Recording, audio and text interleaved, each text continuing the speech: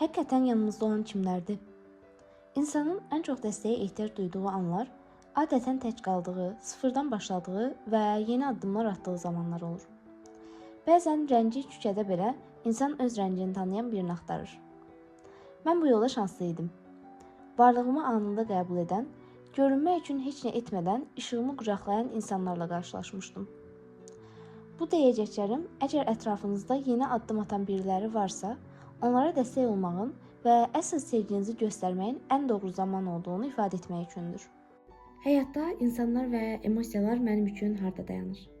Bu səfərimin əsas temalarından biri idi. Psixoloqla emosiyalarım üzərində işləmək, daha çox oxumaq, bu barədə daha çox fərqindəlik yaradacaq insanların həyatıma daxil olması və davamında yaranan dərdlərlə hiss edilən qırğınlıqlar. Gözlənti insanı tükədə bilər. Ən sağlam yol alacağımız cavabdan asılı olmayaraq onu ifadə etməkdir. Qohumlarımın mənə bir dəfə belə nəyisə ehtiyacın varmı deyə soruşmadan məndən gözlədikləri zəncəri, verdikləri məsləhətlər kimi. Ən yaxınlarıma ilk dönəmlərdə daha çox axtarıb soruşmaqlarını istədiyimi dedikdə və onların reaksiyasını psixoloqla bölüşəndə mənə belə təcrübəsi olmayan biri səni başa düşməyə bilər demişdi. Bunu da nəzərə almaq lazımdır təbii ki. Amma mənim üçün vəziyyət fərqli idi. Çünki bu periodun çətin ola biləcəyini təxmin edəcəkləri uğursuz bir təcrübəm var idi öncədən.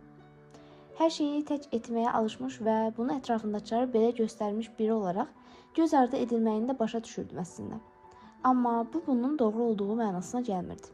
Çox şanslıdır, xarda yaşayır dediyiniz həyatların əksəriyyəti böyük fədakarlıqlarla qurulur. Bu qətiyyən narahat olunacaq və ya çətinlikdən qorxulub geri çəkiləcək bir mövzu deyil. Həyat hər zaman belədir. Hər seçim etdiyimiz zaman başqa bir şeyi qurban veririk. Buradakı müddət mənə bir şeyi qəti şəkildə öyrətdi. İstəyən hər kəs yanında olmaq üçün vaxt və yol tapır. Təcrübə bu həyatdakı ən dəyərli xəzinədir. Yenə olsa, yenə edərdim. Yenə olsa, yenə seçərdim. Amma bu proses bəzi insanlara qarşı yadlaşmağı dəyişdirmir. Çünki məsafələr bəzən uzaqlığı yox, sadəcə kimin yerinin harada olduğunu göstərir.